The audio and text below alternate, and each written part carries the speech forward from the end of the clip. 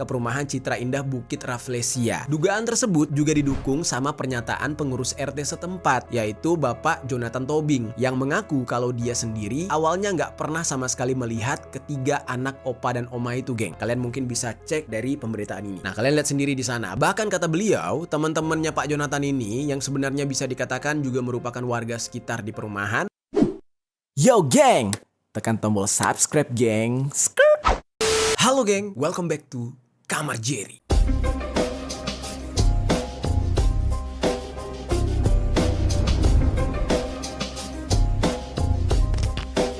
Geng, kali ini kita bakal ngebahas kasus yang lagi rame banget nih di sosial media. Dan banyak juga dari kalian yang meminta gua untuk ngebahas kasus ini, yaitu kasus tentang ditemukannya dua lansia, pasangan suami istri, yang sudah di dalam kondisi mengenaskan di dalam rumah mereka, yang mana mereka berdua ini dikatakan tidak lagi mendapat perhatian dari keluarganya alias dari putra-putrinya. Kalau dengan kata kasar nih, yang dituliskan di berbagai judul artikel yang ada di media, dikatakan mereka ini ditelantarkan oleh yaitu putra-putrinya. Jujur kisah ini memilukan banget ya, geng. Bikin gue sedih, dan gue pikir kasus-kasus kayak gini tuh cuman ada di film doang atau sinetron doang, tapi ini ternyata terjadi di dunia nyata gitu. Nah, tapi jujur ya, di sini gue hanya mengangkat ceritanya berdasarkan artikel yang ada. Jadi gue rangkum ulang, gue ceritakan ulang ke kalian. Ini semua bukan hasil dari pemikiran gue pribadi atau opini pribadi, ataupun bisa dikatakan bukan dari penelusuran gue langsung gitu. Jadi data-datanya atau pemberitaannya gue kumpulkan dari banyak artikel, lalu gue sajikan kepada kalian. Jadi setiap pernyataan yang gue ceritakan di dalam konten ini bukan pernyataan gue secara pribadi. Nah, dan perlu gue ingatkan juga ya sama kalian nih, geng. Ini karena gue sayang sama kalian nih sebagai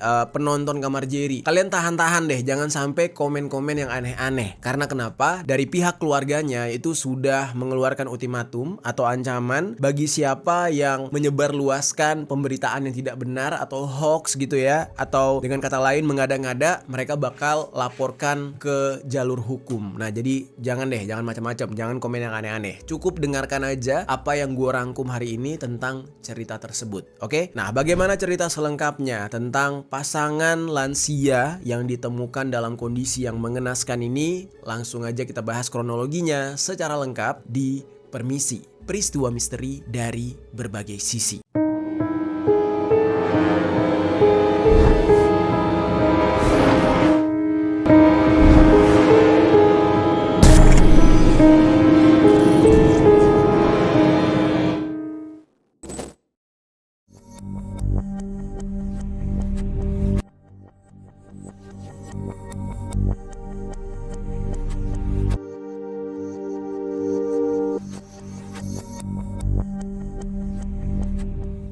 Kita langsung ke dalam pembahasan utamanya nih, geng, yaitu ketika pasangan lansia ini ditemukan dalam kondisi yang udah gak bernyawa dan membusuk di rumah mereka sendiri.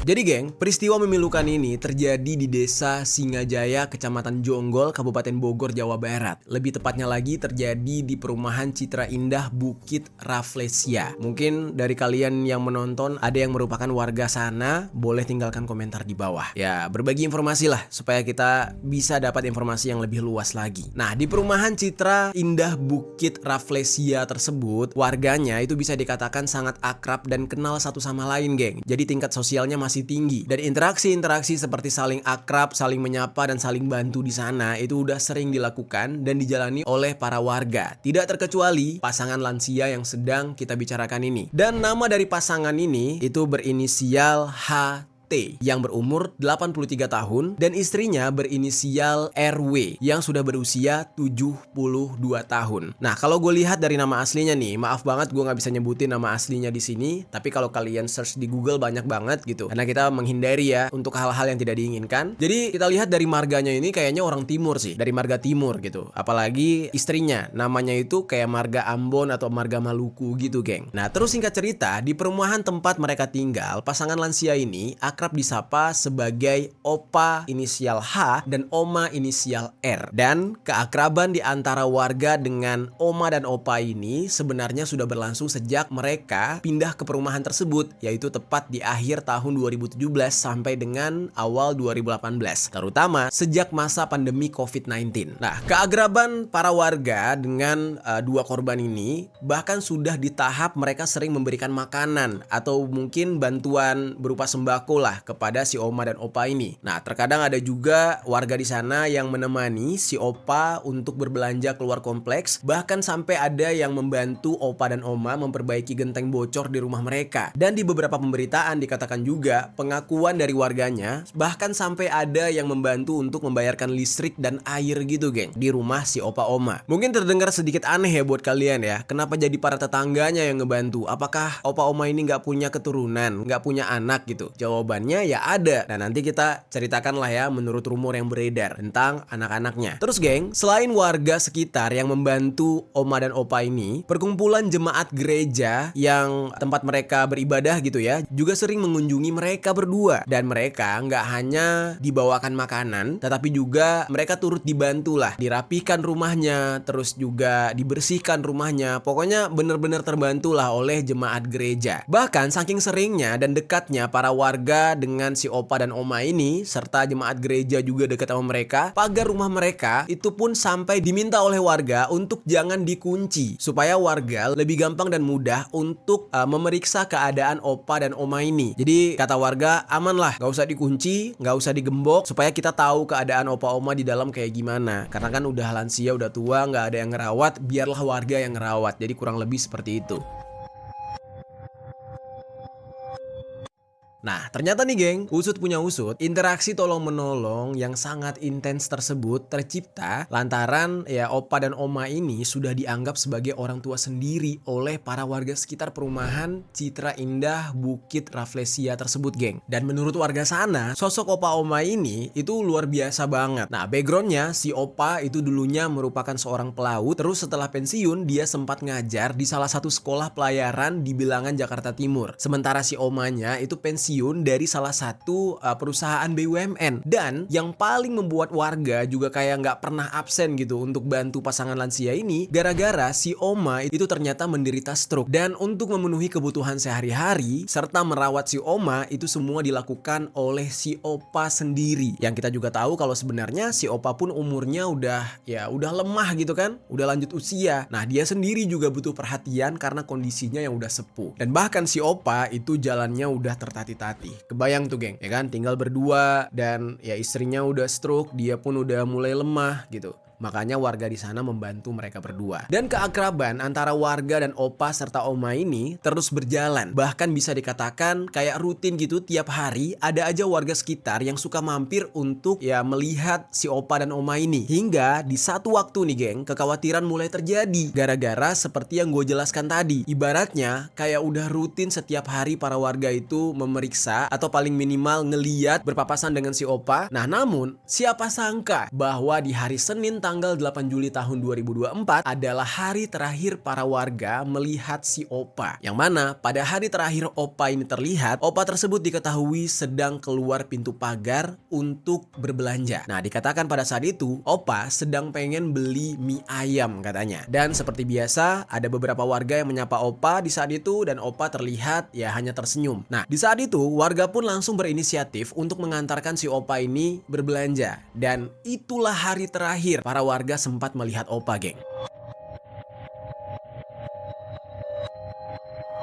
Lalu singkat cerita, pada hari Selasa, Rabu dan Kamis, warga mulai cemas. Kok si Opa udah nggak kelihatan lagi, udah jarang kelihatan. Tetangga yang tinggal persis di samping rumah si Opa dan si Oma itu juga mulai ikutan cemas karena ya nggak kedengeran suara sama sekali dari rumah mereka. Suara mesin air nggak ada, suara TV nggak ada, suara apapun nggak ada. Kemudian singkat ceritanya, pada Kamis tanggal 11 Juli tahun 2024, karena mulai cemas, akhirnya para tetangga yang tinggal persis di samping rumah mereka meminta kepada kepada security untuk memeriksa rumah si opa dan si oma ini. Waktu itu pas diperiksa oleh security ternyata nggak ada jawaban sama sekali dari kedua lansia ini. Di situ tetangga ngiranya opa dan oma ya mungkin dibawa anak-anaknya pergi kali ya, atau justru mungkin tidur gitu. Nah kemudian pada Jumat tanggal 12 Juli tahun 2024 si security melaporkan tidak ada yang membuka pintu sama sekali. Nah di sini agak sedikit membingungkan memang. Bukannya si opa oma ini udah dipesan oleh warga untuk gak ngunci pintu gitu ya. Nah di dalam kondisi ini nggak dijelaskan nih geng, apakah di saat itu si security berusaha buka pintu rumah atau enggak gitu. Tapi yang jelas nih ya, seperti yang udah gue singgung sebelumnya, selain warga sekitar, opa dan oma ini memang juga suka dibantu sama jemaat gereja. Nah pada Sabtu tanggal 13 Juli tahun 2024, seorang pendeta SP3 GPIB Jemaat Cipecung yang berkunjung untuk mengajak opa dan oma perjamuan kudus di rumah serta menyampaikan maksud baik untuk kerja bakti membersihkan rumah opa dan oma ini. Nah namun di saat itu nih geng, pendeta tersebut malah mendapati rumah itu kosong dan juga tiba-tiba dia mencium adanya bau busuk ketika sampai di depan rumah opa dan oma ini. Nah lalu pihak gereja ini langsung melaporkan kepada RT. Ketua RT di saat itu langsung menghubungi sopir langganan opa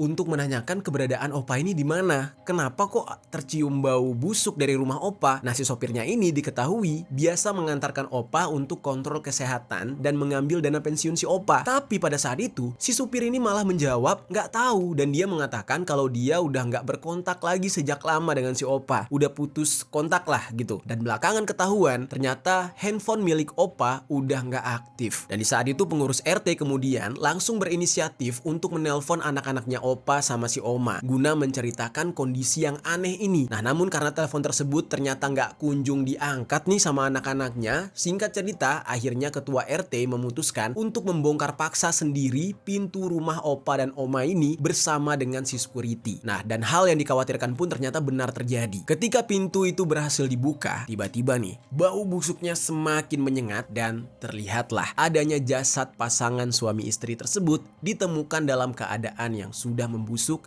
dan menghitam di dalam kamar. Di saat itu, si opa dikatakan posisinya terlentang sementara oma menghadap ke samping membelakangi si opa. Ada juga yang bilang kalau tubuh oma sudah menciut atau mengecil dalam posisi tidur di kasur, sedangkan opa nampak kepalanya seperti bersandar di sandaran dipan kayu. Berdasarkan hasil olah TKP dan pemeriksaan di RSUD Cilengsi, ya setelah dievakuasi lah jasad keduanya, opa dan oma diduga meninggal karena menderita sakit yang keras ya, sakit tua lah, sakit masa tua gitu. Dan menurut tim visum dari Polsek dan RSUD, oma dan opa ini sudah meninggal sejak 45 hari yang lalu. Ya berarti sekitar hari Selasa tanggal 9 Juli atau hari Rabu tanggal 10 Juli tahun 2024 sebelum akhirnya jasadnya ditemukan. Set, sedih banget ya geng. Dan kalau berdasarkan penuturan dari pihak-pihak yang pertama kali menemukan jasad mereka berdua, diasumsikan kalau sepertinya opa yang meninggal terlebih dahulu sehingga oma itu nggak bisa berbuat apa-apa karena dia juga sakit, dia stroke gitu. Nah akhirnya kan karena dia nggak bisa berbuat apa-apa, dia nggak makan, dia nggak minum, dehidrasi, dan dia akhirnya ikut meninggal juga. Karena sejauh ini, selama ini gitu ya, yang membantu oma dalam kondisi sakit itu adalah si opa yang sudah sangat tua ini. Nah tapi kalau berdasarkan keterangan dari petugas yang membawa jenazah keduanya, diperkirakan ada kemungkinan oma yang terlebih dahulu meninggal. Nah asumsi ini karena melihat pada jasad oma yang sudah mengering. Nah sementara jasad si opa dikatakan masih cukup berat, masih berisi yang artinya cairan tubuhnya masih cukup banyak. Ya tapi dalam hal ini asumsi tersebut tidak bisa dibuktikan juga karena ya bisa aja gitu ya, opa kan tubuhnya jauh lebih sehat daripada oma. Nah oma kenapa mengering? Karena memang dia sudah sakit duluan gitu. Tapi asumsi yang lebih kuat itu adalah si opa terlebih dahulu meninggal, jadi si oma ini gak ada yang ngurusin. Ya kalian bisa bayangkan tuh sedihnya kayak apa. Dan setelah itu nih geng, pada sekitar tanggal 17 atau 18 Juli tahun 2024 itu kedua jasad dari oma dan opa ini akhirnya dipulangkan untuk dimakamkan di tempat pemakaman umum daerah Jonggol dengan dibantu oleh warga setempat dan jemaat gereja. Sedih banget ya geng, di ujung perjalanannya itu ya benar-benar apa ya,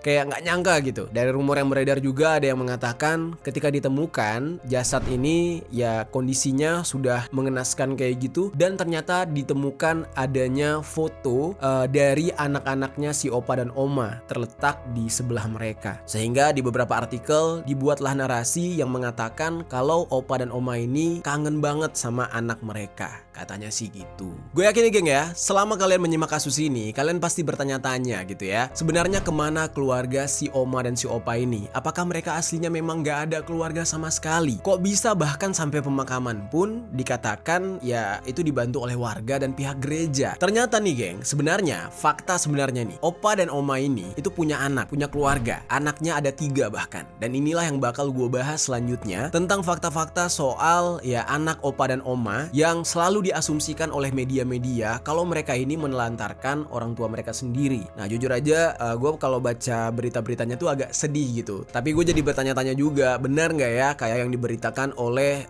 artikel-artikel media tersebut. Nah sekarang coba ya kita rangkum nih fakta-fakta memilukan pasangan lansia ini, dan ini semua menurut artikel dan pemberitaan yang beredar.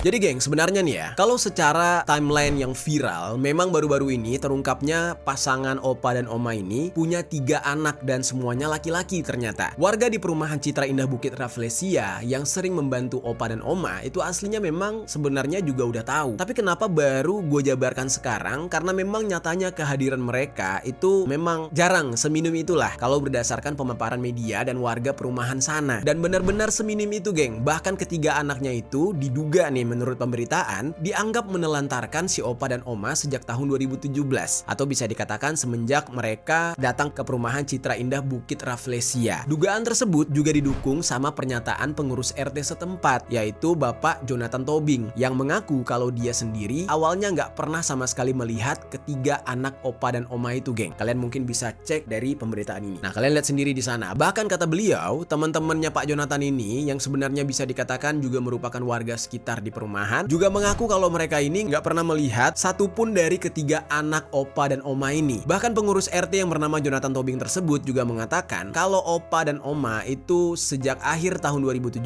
pertama kali menginjakan kaki di rumah mereka itu cuma berdua aja. Sementara kalau 3 anak mereka tersebut diketahui tinggal di luar kota, ada yang di wilayah Jakarta, Bandung, dan juga Bekasi geng. Nah kemudian salah satu tetangga yang bernama Dian nih geng bilang kalau dia cuma bisa mengelus dada bila menghubungi anak-anak tersebut untuk diminta mengunjungi dan memperhatikan kedua orang tua mereka ini. Karena menurut Dian ini dikatakan anak-anaknya ini sangat susah untuk disuruh jenguk orang tuanya. Dan gak cuma itu aja, Kapolsek Jonggol juga mengatakan kalau selama ini yang memeriksa kesehatan Opa dan Oma ini adalah pihak dari jemaat gereja. Nah pihak jemaat gereja bahkan juga kehilangan kontak sama ketiga anak Opa dan Oma. Dan karena kondisi yang memprihatinkan ini juga yang membuat warga sekitar akhirnya berinisiatif buat bantu Opa dan Oma karena keluarganya nggak bisa diharapin kata warga gitu. Dan diketahui ternyata kalau para warga dan pihak gereja itu sampai inisiatif bikin jadwal tertentu untuk saling bergantian membantu Opa dan Oma ini. Kayak misalnya hari Senin giliran siapa, terus Selasa siapa, Rabu sampai Minggu siapa gitu. Nah tapi entah kenapa gue bingung kalau memang udah ada jadwal gitu kok bisa-bisanya selama 4-5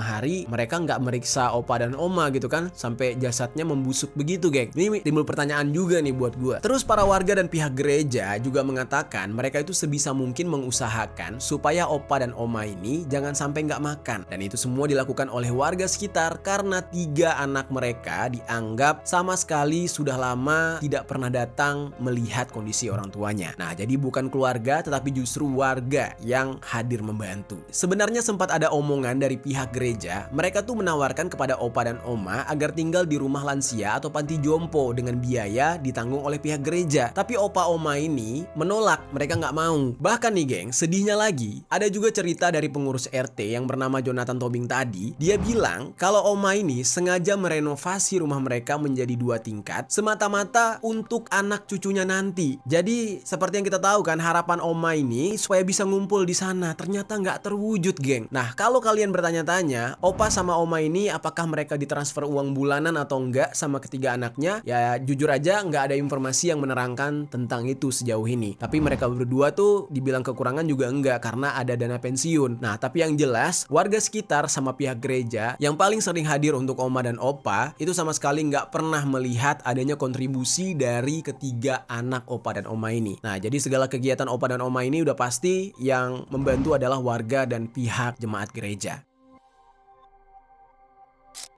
Terus geng, berdasarkan penelusuran yang gue dapatkan ya, informasi yang cukup menyayat hati nih tentang si Opa dan Oma ini. Ternyata Opa dan Oma ini pernah dibohongi oleh anak mereka sendiri katanya. Nah ini informasi yang gue dapatkan dari pemberitaan nih, kalian bisa cek ya. Ini lagi-lagi gue tekankan bukan hasil investigasi gue. Nah jadi menurut si pengurus RT yang bernama Jonathan Tobing, dia itu sempat menyaksikan ketika Opa sempat mendapat kabar gembira lantaran anaknya mengirimkan uang untuk dia. Nah Opa pun bergegas berangkat ke ATM untuk mengambil uang kiriman anaknya tersebut. Pak Jonathan Tobing ini yang melihat Opa berjalan kaki tergopoh-gopoh itu langsung berinisiatif mengantarkan Opa ke ATM terdekat. Pak Jonathan juga bilang, Opa Hans bilang kalau salah satu anaknya mentransfer sebesar 100.000.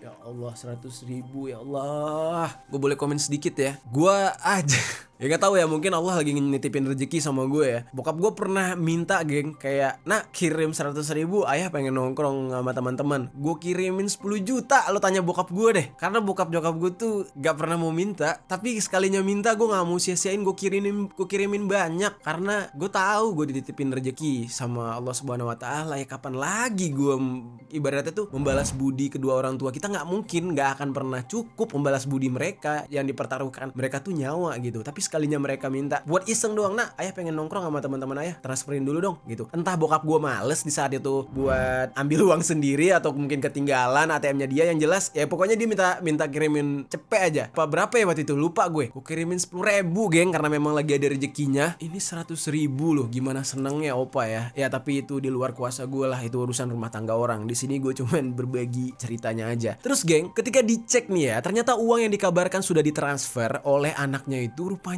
nggak ada. Nah itu dianggap oleh si pengurus RT tadi hanya dibohongin, dan isi ATM Opa itu masih tetap kosong di saat itu. Dan Opa hanya bisa pasrah dan kembali pulang ke rumah ya dengan tangan hampa diantarkan oleh si pengurus RT. Ini parah banget sih menurut gue. Yang bikin gue sedih sih. Ya jujur aja nih geng ya, kalau Opa masih hidup gue mau deh bantu-bantu si Opa ini, nggak apa-apa deh. Ya kalau untuk ngerawat setiap hari nggak mungkin karena punya kesibukan dan gue masih punya orang tua gitu ya. Tapi kalau untuk menyantuni si Opa ya nggak ada salahnya sih, ya kan? Gue yakin juga nih kalian penonton Kamar Jerry, kita patungan rame-rame ya kan, kita bantu si Opa bisa tuh sebenarnya. Tapi apa boleh buat, sekarang udah nggak ada orang ya geng. Sedih banget ya. Nah terus geng, sebenarnya ketika tercium bau busuk dan warga setempat memutuskan untuk mendobrak pintu rumah Opa ini, sebenarnya warga itu sempat nelpon salah satu dari ketiga anaknya Opa Oma ini kabarnya. Nah anak yang dihubungi oleh warga pada saat itu dikabarkan adalah anak ketiga alias yang paling bungsu, dan itu benar-benar sama sekali ternyata nggak diangkat geng. Nah kemudian karena nggak punya nomor telepon si anak pertama dan kedua, pihak gereja dan warga akhirnya menghubungi adiknya Opa yang berinisial A. Warga di saat itu langsung menghubungi adiknya itu untuk minta izin mendobrak rumah dan kemudian diizinkan. Nah adiknya si Opa ini tinggal di daerah Jakarta dan memang sering menjenguk Opa dan Oma di daerah Jonggol tempat tinggal Opa dan Oma. Dan selama itu anak-anak Opa dan Oma masih belum juga muncul batang hidungnya. Dan bahkan saat jasad dibawa ke rumah sakit daerah Cilengsi, ya mereka juga nggak datang. Hingga akhirnya anak bungsu Opa dan Oma baru muncul di akhir pemakaman yang dilaksanakan di tempat pemakaman umum Jonggol pada tanggal 17 atau 18 Juli tahun 2024 kemarin. Baru datang dia di situ. Entah siapa yang ngabarin, entah dia ngelihat dari berita, entah gimana lah gitu. Nah sebenarnya saat hendak mau dimakamkan, pihak gereja dan ketua RT menghubungi anak-anak mendiang Opa dan Oma ini untuk memberitahu soal ya apa yang terjadi dengan orang tua mereka dan menanyakan perihal prosesi pemakaman gitu. Namun ketika ditanya kapan datang, salah satu anaknya akhirnya menjawab gitu ya, dan dia jawabannya bilang belum tahu katanya. Nah akhirnya karena nggak ada kejelasan tentang kehadiran anak-anaknya ini, pihak gereja dan RT setempat sepakat untuk melangsungkan prosesi pemakaman pada sore hari. Dan pemakaman ini bisa cepat dilaksanakan karena berdasarkan keterangan dari RSUD Cilengsi, karena penyebab dari meninggalnya pasangan ini akibat kekurangan asupan makanan. Jadi nggak ada tindakan kriminal sama sekali. Jadi nggak ada yang harus ditunggu selain restu dari keluarga gitu. Tapi restu dari keluarga juga lama banget, takutnya kenapa-napa, ini jasadnya makin membusuk, akhirnya langsung dimakamkan.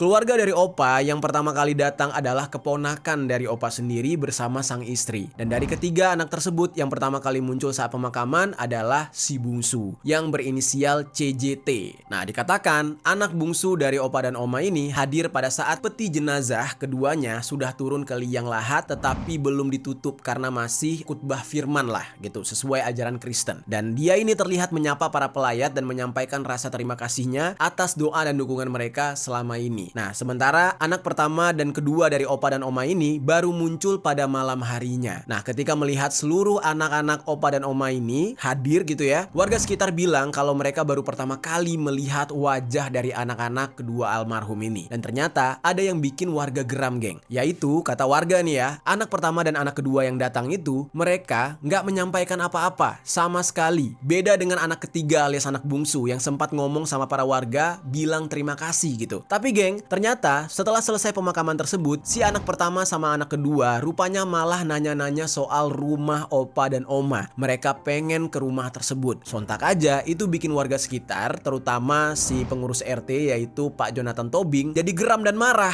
gitu. Soalnya bukannya menjelaskan dan minta maaf karena nggak pernah berkunjung sama orang tuanya ini, tapi justru anak pertama tersebut malah langsung nanyain soal rumah. Seusai orang tua mereka dikubur, belum kering kuburannya, masih basah kuburannya, udah nanya soal properti. Gila gitu. Dan akhirnya terkait masalah rumah tersebut, Pak Jonathan bilang ke anak-anak Opa dan Oma untuk mendatangi Polsek Jonggol guna memberikan keterangan kepada penyidik atas kejadian yang menggemparkan ini. Dan sampai saat ini katanya belum ada informasi yang pasti yang menjelaskan untuk apa sebenarnya anak-anaknya ini menanyakan soal rumah Opa dan Oma tersebut. Ya dari pemberitaan dicurigai ya memang pengen mengambil harta benda tersebut gitu. Karena kan itu termasuk peninggalan atau warisan dari orang tuanya gitu. Nah kemudian geng, Kapolsek Jonggol yang bernama Kompol Wagiman kemudian menerangkan ada dua anak dari Opa dan Oma ini datang ke kantor polisi. Dan berdasarkan pemeriksaan sementara dikatakan anak-anaknya itu tidak pernah menjenguk karena sibuk kerja. Na'udzubillah min zalik. Ya Allah, jauhkanlah ya Allah hamba seperti itu ya Allah. Sesibuk-sibuknya hamba bekerja ya Allah, hamba bekerja untuk orang tua hamba. Amin, Allahumma amin. Nauzubillah, amin amin. Jangan sampai deh. Gua ya kerja harus sih, tapi jangan sampai lo berdoa nggak dapat kerja biar ini orang tua juga. Ya kita bekerja untuk orang tua kita juga gitu ya. Nah kemudian dikatakan juga nih geng, berdasarkan curhatan dari anak bungsunya yang berinisial CJT ke pengurus RT yaitu Pak Jonathan Tobing, terungkap kalau ternyata si anak bungsu ini hubungannya nggak harmonis sama kedua orang tuanya, alias ya ada permasalahan lah. Dan ketidakharmonisan itulah yang membuat si anak bungsunya ini jadi nggak pernah menjenguk kedua orang tuanya yang sudah lanjut usia. Dan sebenarnya ini juga turut divalidasi sama pernyataan tetangga Opa dan Oma yang mengatakan kalau memang ada banyak cerita tentang mengapa ketiga anaknya tersebut sampai sebegitunya kepada orang tua mereka sendiri. Namun kala itu si tetangga ini bilang kalau dia masih belum bisa cerita soal itu. Mungkin alasannya karena hal itu bukanlah ranah dan tempat dia untuk berbicara, karena kan itu urusan keluarga orang, geng. Gue juga penasaran sebenarnya apa sih yang membuat anaknya kok bermasalah sama orang tuanya yang udah tua banget gitu kan, sampai-sampai ya apa ya kayak gak mau datang gitu. Kalau kebanyakan anak kan ada yang mewajarkan gitu ya kalau sifat orang tuanya yang udah mulai kekanak-kanakan atau nyebelin gitu, namanya juga udah tua gitu. Sama halnya kayak kita masa kecil, mereka juga sebel sama tingkah kita tapi mereka sabar membesarkan kita. Makanya kan timbul istilah satu orang tua bisa membesarkan 10 hingga ratusan anak, tapi ratusan anak belum tentu bisa merawat dan menjaga orang tuanya. Ya itu bener banget gitu kan. Dan kabar terkini yang mengatakan bahwa ketiga anak Opa dan Oma ini bakal dilaporkan ke polisi dan terancam hukuman penjara 3 tahun katanya. Dan yang bakal mempolisikan ketiga anak tersebut adalah pengacara yang juga ketua bidang hukum dan HAM PB Serikat Mahasiswa Muslimin Indonesia atau disingkat dengan SEMI yang bernama Gurun Ari Sastra. Nah, menurut Pak Gurun ini, tindakan penelantaran yang dilakukan oleh ketiga anak korban itu melanggar pasal 49 Undang-Undang Nomor 23 Tahun 2004 tentang kekerasan dalam rumah tangga atau KDRT dengan hukuman pidana 3 tahun dan denda belasan juta rupiah. Nah, rencananya Gurun akan membuat laporan resmi ke Polres Bogor pada hari Senin tanggal 22 Juli tahun 2024. Dan kabar ketiga anak tersebut bakal dipolisikan itu juga dikabarkan pada Jumat tanggal 19 Juli tahun 2024, geng. Dan ternyata nih geng, pada Minggu tanggal 21 Juli 2024, anak pertama dari opa dan oma ini akhirnya muncul ke publik dan membuat klarifikasi. Dia muncul ke publik bersama pengacaranya yang berinisial ASF. Nah, anak pertama dari opa dan oma ini berinisial ATT. Dia membantah tudingan yang menuduh dia dan dua adiknya itu menelantarkan kedua orang tua mereka. Nah, pria yang berinisial ATT ini membantah pernyataan bahwa dia dan adik-adiknya nggak pernah ngunjungin kedua orang tuanya sejak tahun 2017. Si anak pertama ini menyatakan kalau dia sempat tinggal sama dengan orang tuanya sejak rumah tersebut dibeli tahun 2018 katanya. Nih agak bingung gue nih, 2017 apa 2018 tuh, yang jelas pernyataannya begitu. Nah, namun setelah beberapa tahun kemudian, si ATT ini memutuskan untuk meninggalkan rumah tersebut karena mendapatkan pekerjaan. Dikatakan juga lewat pengacaranya bahwa ATT ini dan adik-adiknya itu tetap memberikan perhatian kepada orang tua mereka dengan melibatkan pihak lain. Dia juga membantah bahwa anak-anak dari opa dan oma tidak pernah merespon kabar meninggalnya orang tua mereka ini. Nah, namun setelah kejadian ini viral, dikatakan ada oknum yang justru menyebarluaskan informasi yang tidak sesuai dengan kenyataan, kata dia. Dan katanya juga dia bakal menempuh jalur hukum jika pihak mereka menemukan adanya unsur fitnah dan kebohongan atas kasus viral ini. Nah, gokil ya geng ya. Ini bakal sebaliknya nih, anak opa dan oma ini bakal melaporkan orang-orang yang membuat narasi yang menurut dia ini adalah fitnah katanya. Jujur aja ya, mau fitnah mau enggak nih ya, mau fitnah mau enggak nih, semoga nih anaknya dengar, mau fitnah mau enggak, 4-5 hari meninggalnya opa dan oma sampai jasadnya membusuk, itu aja udah aneh menurut gue. Kita sebagai anak ya, kita nggak tahu lah, kesibukan orang beda-beda, tapi kayaknya untuk orang tua paling enggak minimal nih ya 2 hari sekali gitu ya, selang-seling gitu hubungin, telepon gitu. Ini saran juga buat kalian, kalau nggak bisa setiap hari 2 hari sekali deh hubungin, pastiin gitu. Apalagi kalau orang tua kalian hanya tinggal berdua dan umurnya udah segitu tua, ditambah lagi yang salah satunya sakit, kalau bisa sehari 5 kali deh telepon. Habis sholat, habis ibadah, habis makan gitu telepon, udah makan belum mah, udah makan belum pah. Itu saran gue sih ya. Jadi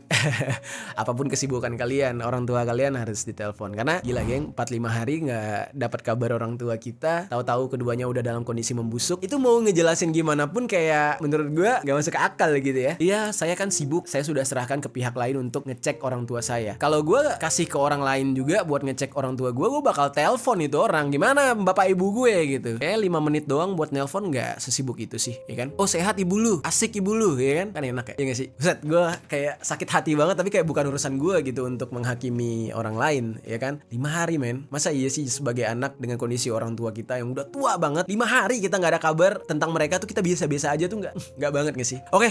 Itulah dia geng, gue juga gak bisa mengutarakan unek-unek gue di cerita ini karena ini adalah urusan keluarga orang, tapi gue hanya bisa menceritakan kepada kalian bahwa fenomena ini terjadi. Dan cerita lengkapnya itu yang gue dapatkan, mungkin kalian ada versi yang lebih lengkap, boleh tinggalkan komentar di bawah untuk saling sharing, berbagi informasi. Thank you.